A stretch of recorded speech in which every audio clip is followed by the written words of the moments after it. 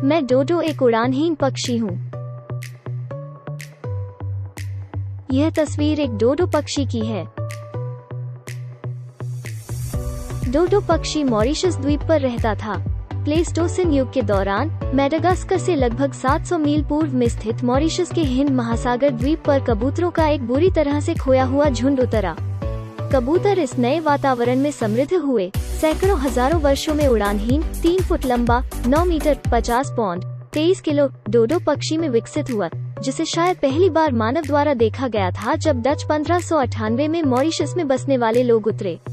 65 साल से भी कम समय के बाद डोडो पूरी तरह से विलुप्त हो गया था। इस असहाय पक्षी की अंतिम पुष्टि 1662 में हुई थी। डोडो पक्षी एक बार में केवल एक अंडा देता है। विकास एक रूढ़िवादी प्रक्रिया है। एक दिया गया जानवर केवल उतने ही युवा पैदा करेगा जितना कि प्रजातियों के प्रचार के लिए कढ़ाई से आवश्यक है।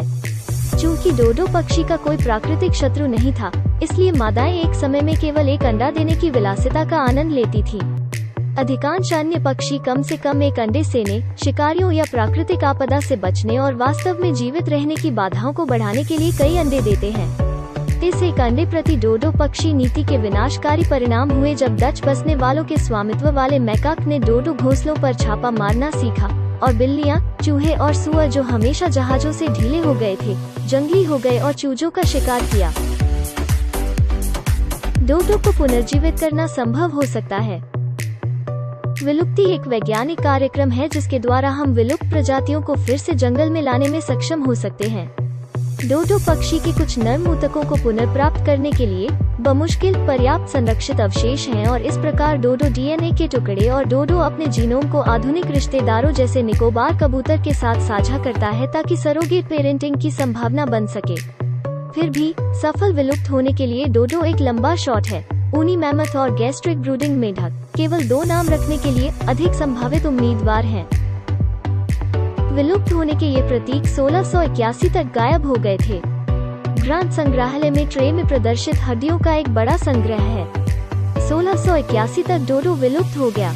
वहाँ कोई बड़े शिकारी नहीं थे और इस खतरे के बिना डोडो के पूर्वजों के पंख सिकुड़ गए और वे जमीन पर जीवन के अनुकूल हो गए।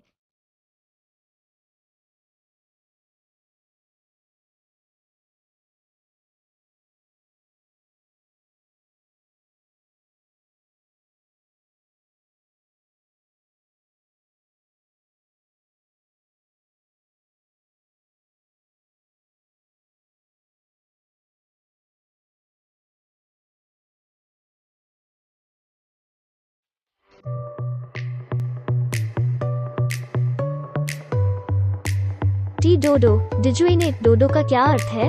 आप निश्चित रूप से अभिव्यक्ति जानते हैं, एक डोडो के रूप में मृत। आजकल डोडो का मतलब बेवकूफ या धीमा होता है, लेकिन इस विलुप्त जानवर को इसका अजीब नाम कैसे मिला? यह 17वीं शताब्दी की शुरुआत में वापस जा सकता है। पुर्तगाली शब्द डूडो या सिंपल्टन से विकसित हुआ, शायद इसलिए कि पक्षी को मनुष्य का कोई डर नहीं था और आसानी से मार दिया गया था। क्या डोडो मोटा था? कुछ पूर्ण डोडो कंकाल मौजूद हैं, इसलिए यह जानना काफी मुश्किल है कि वे कैसे दिखते थे। उनका विलुप्त होना इतनी तेजी से हुआ कि उन्होंने दुर्भाग्य से अपने अस्तित्व का कोई निशान नहीं छोड़ा। डोडो की उपस्थिति की व्याख्या सदियों से भिन्न है, जबकि यात्रियों की गवाही सभी डोडो को काले से गहरे भूरे रंग के पंखों के रूप में वर्णित करती है। 17वीं शताब्दी के डच चित्रकारों ने उन्हें एक उज्ज्वल पंख के साथ प्रतिनिधित्व किया, शायद उन्हें द्वीप पर किसी अन्य जानवर के साथ भ्रमित कर दिया।